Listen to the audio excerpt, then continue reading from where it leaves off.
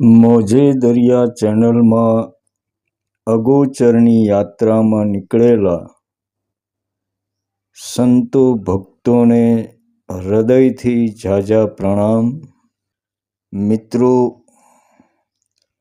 હું પહેલા માણસો સાથે રૂબરૂમાં ઘણો સત્સંગ કરતો, પણ ધીરે ધીરે મને એવું લાગવા લાગ્યું કે માણસ જ્યાં હોય એમાં મોજમાં હોય છે. પણ મારી વાતો સાંભળીને એને પરમાત્મા તરફ ગતિ કરવાની ઈચ્છા જાગી જતી. પણ આ રસ્તો એવો છે કે ધીરજ માંગી લે. અને આજકાલ માણસોનું તો કેવું છે, તમને ખબર જ છે કે કોઈને ધીરજ રાખવી નથી. બધાને ઇન્સ્ટન્ટ જલ્દી જોઈએ. એટલે માણસ પછી મૂંઝાઈ જાય. એક બાજુ એનું ધાર્યું પરિણામ મળે નહીં, અને એક બાજુ એનું પોતાનું જીવન જે મોજમાં જીવતો હતો એમાં પણ એ ડિસ્ટર્બ થઈ જતો. એટલે ધીરે ધીરે મેં બોલવાનું બંધ કરી દીધું. સત્સંગની વાતો કરવી જ બંધ કરી નાખી. મને લાગ્યું કે સાલું માણસ નથી ટકી શકતા. એના કરતાં જીવવા દો જેમ જીવે છે એમ. સમય આવશે ત્યારે આ તરફ જરૂર આવશે. પણ પાછું અમુક સમય પછી દેશમાં બાબાઓના ઘણા બધા કૌભાંડો બહાર આવ્યા. આધ્યાત્મિક જગતની આ બધી હલચલ જોઈ એટલે અંદરથી અવાજ આવવા લાગ્યો કે રૂબરૂ નહીં તો કાંઈ નહીં, પણ જે કાંઈ આપણી સમજમાં છે એને વહેંચી દેવું. ક્યાં સાથે લઈને જવું. અને એમ જ આ ચેનલ ચાલુ કરી. એટલે કોઈ ગુરુ નહીં, કોઈ શિષ્ય નહીં. મિત્ર ભાવે આપવું. કોઈ સંપ્રદાય નહીં, કોઈ એક નક્કી કરેલા ધર્મની વાતો નહીં. ફક્ત મનુષ્ય માત્રની ચેતનાનો શક્ય એટલો વિકાસ થાય એ આશયથી ચાલુ કરેલી આપણી ચેનલને લાઈક, સબસ્ક્રાઈબ અને સંબંધી તેમજ મિત્રોને પણ શેર કરશો એ નમ્ર વિનંતી. મિત્રો, સંતો ભક્તોના ભજનો સાંભળીને મોટા ભાગે એના ઉપર જ આધ્યાત્મિક યાત્રા ચાલી રહી છે. પણ એ સિવાય તમામ શાસ્ત્રોમાં પણ મોક્ષ ગતિની ઘણી વાતો કરેલી છે. છતાં આપણી સમજ બહાર કેમ રહી જાય છે? એનું મંથન કર્યું છે કદી? મોટા ભાગે તમે જોજો આપણું મન અનુકરણ કરવાના બહુ અભરખા રાખે. અમુક મિત્રોને મેં જોયા છે કે પોતે થોડું ઘણું જાણી ગયા હોય અને સંતો ભક્તોના જીવન પણ જાણ્યા હોય, એટલે એ પોતે પણ બીજા કોઈ સંતોએ જે કર્યું હોય એવું કરવાની નકલ કરે. ખાસ યાદ રાખજો મિત્રો, એ નકલ કરે છે. અસલી તો જે થઈ ગયા એ થઈ ગયા, પણ એની નકલ કરવા લાગે. પણ મિત્રો, પરમાત્મા કદી ઝેરોક્ષ કોપીમાં માનતો જ નથી. તમે એટલે તમે જ છો, એક અલગ વ્યક્તિત્વ. તમારી જેવો બીજો કોઈ ના હોય. એના જેવા બનવા કે એણે જે કર્યું એ કરવા તમે કોશિશ ના કરો. એટલે જે સંતો થઈ ગયા એ થઈ ગયા. એમના જેવા બનવા કે એમણે જે કર્યું એ કરવા તમે કોશિશ ના કરો. બાકી પેલા સંતનું જીવન આમ હતું એટલે હું પણ એવું જીવું એ પોસિબલ નથી. બીજા કોઈ સંતોએ ભજનો લખ્યા એટલે મારે પણ ભજન લખવા. દુનિયા મને પણ સંત તરીકે સ્વીકારે આવી જીદ છોડી દો. અને એવું મગજમાં હશે તો સમજો હજી તમે સંતત્વથી ઘણા યોજનો દૂર છો. ભલે તમે માની લીધું હોય કે તમે બીજા કરતાં પરમાત્માની વધુ નજીક છો, પણ હકીકતમાં મન 1000 મોઢાવાળો સાપ છે. એ તમને ભ્રમણામાં નાખી દે છે. મારો તો એક જ આશય છે કે મનુષ્યને એનો અટકાવ ક્યાં છે એ બતાવવું. અને આટલી બધી સાધના પછી પણ એને સફળતા કેમ નથી મળતી એ મુખ્ય પ્રશ્ન છે. મને તો દરેક ખોજી ઈમાનદાર લાગે છે, પણ એને સાચી સમજના અભાવે અટકી જાય છે. મિત્રો, તમને જે લાગતું હોય એ, પણ કોઈએ સાચું કહ્યું છે કે મનુષ્ય જેવું ટાણું રે વાલીડા ફરી નહીં મળે. મનખો તારો નહીં આવે વારંવાર. આવા મનુષ્ય જેવા ટાણા રે વાલીડા ફરી નહીં મળે. તો આવો આજે એના માટે થોડું ઊંડું મંથન કરીએ.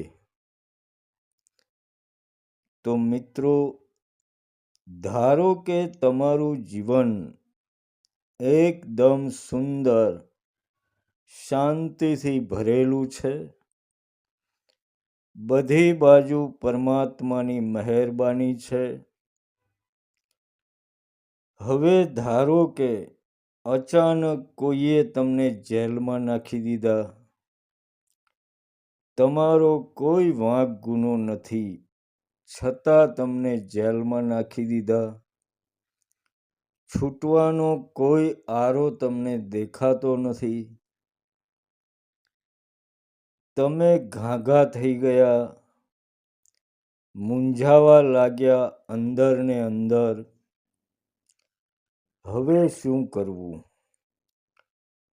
જેલમાંથી છૂટવા હવે શું કરવું? સતત એ વિચારોમાં ડૂબી ગયા. એમાં જેલમાં જ ધારો કે તમને એક ગુરુ મળી ગયા. એણે તમને કોઈ સાધના બતાવી. તમે મંડી પડ્યા સાધનામાં.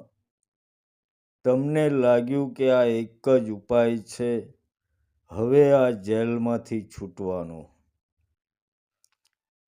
કારણ કે મરતો માણસ બધું કરી નાખે.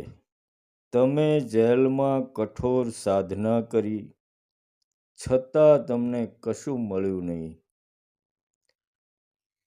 અને જેલમાં જ તમારા 10-15 વર્ષ વીતી ગયા. કોઈ આરો દેખાતો નથી. જીવન પૂરું થવા આવ્યું છે. તમને થાય છે કે આટલી સાધના પછી પણ કાંઈ મળ્યું નહીં. અને તમે નિરાશ અને હતાશ થઈ ગયા. એક જગ્યાએ બેસીને તમે નક્કી કર્યું કે જવા દો યાર, છોડો આ બધું, આમાં કાંઈ છે નહીં. હવે બસ જેલમાં જ જીવન જશે, મોત પણ અહીં જ આવી જશે. થતું હતું એટલું બધું કરી નાખ્યું, કોઈ ઉપાય હવે બાકી રહ્યો નથી. અને મિત્રો, ધારો કે અચાનક તમારી ઊંઘ ઉડી ગઈ, તમે પથારીમાંથી સફાળા જાગી ગયા. તમે જોયું કે યાર, આ તો સપનું હતું, હું તો જેલમાં છું જ નહીં, હું તો આરામથી મારા ઘરમાં સૂતો છું. તમને થયું કે હે ભગવાન, આટલું ભયંકર સપનું. બસ મિત્રો, આ જ છે મોક્ષ, સાક્ષાત્કાર, એનલાઇટનમેન્ટ, તમે જે કહો એ. તમે મુક્ત જ છો. સપનામાં તમે માની લીધું છે કે તમને કોઈએ જેલમાં નાખી દીધા છે. તમારે એમાંથી છૂટવા સાધના કરવી પડશે. નહીં ચાલે. બસ આ કેટલો મોટો ભ્રમ છે. કોઈ ગુરુની જરૂર નથી, કોઈ શિષ્ય બનીને કોઈના પગ ધોઈને પી જવાની જરૂર નથી. મિત્રો, ગુરુ ભાવવાળાને કદાચ હું કડવો લાગતો હોઈશ, પણ અંતિમ સત્ય આ જ છે. અને એના માટે મેં એકલાએ આ નથી કહ્યું, ધર્મના શાસ્ત્રોમાં પણ એનો ઉલ્લેખ છે. અને એને અજાતવાદ કહ્યો છે. અજાતવાદ અથર્વવેદમાં, માંડુક્ય ઉપનિષદમાં ગૌડપાદાચાર્યએ એનું વર્ણન કરેલું છે કે તમારે કોઈ સાધનાની જરૂર નથી. તમને લોકો મૂર્ખ બનાવે છે. તમે મુક્ત જ છો મિત્રો. તમે માની લીધું છે કે તમે જેલમાં છો. તમે ફક્ત મુક્ત મને જીવો. જે જેમ છે એમ સ્વીકારો. તમારે કાંઈ કરવાનું નથી. મોજ કરો યાર. શું લઈને આવેલા, શું લઈને જવાના છો?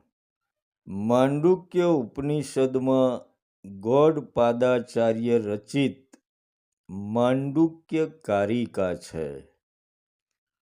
જોઈ લેજો સમય લઈને.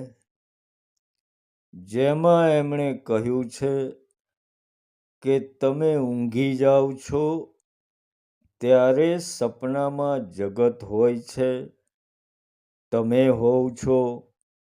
એવું શું નથી હોતું કે જે આ સ્થૂળ જગતમાં ના હોય? બધું જ હોય છે તમારા સપનામાં. તો શી ખબર કે સપનામાં જીવો છો એ સાચું છે કે હાલ હકીકતમાં તમે જીવો છો એ સાચું છે? તમને ક્યાં કશી ખબર છે? સપનાનો સમયગાળો ટૂંકો છે. તમારી ઊંઘ કેટલી છે એ ઉપર આધાર રાખે. અને તમારા જીવનનો સમયગાળો લાંબો છે. ફરક એટલો જ છે. જીવન એ પણ તમારી લાંબી ઊંઘ જ છે વાલા. સપનામાં જાગી જાઓ છો એમ જીવનમાં જાગી જાઓ. બધા ગુરુ, બધી સાધના, બધા મંત્રો, બધા ઉપર તમને હસવું આવશે. મારે આ બધી ઝંઝટમાં પડવાની જરૂર જ નહોતી. લોકોએ મગજ બગાડ્યા છે તમારા. એટલે મિત્રો જાગી જાઓ, કોઈની કાંઈ જરૂર નથી. તમે તમને જોયા કરો, જ્યાં લઈ જાય ત્યાં જાઓ, જે કરાવે એ કરો. પરિણામ જે આવે એની ચિંતા ના કરો. કે જીવનમાં જે પણ પરિણામ મળે એનાથી સુખી કે દુઃખી ના થાઓ. તમે કોઈ પરિણામ નક્કી ના કરો કે બસ આમ જ થવું જોઈએ. જરૂરી નથી મિત્રો કે તમે કહો એમ જ થાય. એ જ તમારા દુઃખોનું મૂળ કારણ છે. કે તમે પહેલાથી ભગવાનને તમારો ગુલામ સમજો છો. કે મારે આ જ પરિણામ જોઈએ. અને ના મળે એટલે તમે ભગવાનને નકારો યા તો પોતાની જાતને કોસો છો. પણ જે જેમ છે એમ સ્વીકારી લો તો જીવન મોજે દરિયા જ છે. માંડુક્ય કારિકામાં ગૌડપાદાચાર્ય આગળ કહે છે કે તમે જોજો સપનામાં જગત છે પણ ક્યાંક એકાદ બિંદુ ઉપર તમે અલગ ઊભા છો. બસ જગતમાં પણ જગત છે પણ ક્યાંક તમે દૂર અલગ ઊભા છો. સાધનામાં પ્રકાશ દેખાયો, તમે ખુશ થઈ ગયા. નાદ સંભળાયો, તમે ખુશ થઈ ગયા. અનુભવ થયા, તમે ખુશ થઈ ગયા. પણ મિત્રો, એ મોક્ષ નથી. જ્યાં સુધી તમને કંઈક થાય છે, કશું જ નથી. ફિલ્મ ઉપર પડદો છે, પડદાની ઉપર ચલચિત્ર ચાલે છે.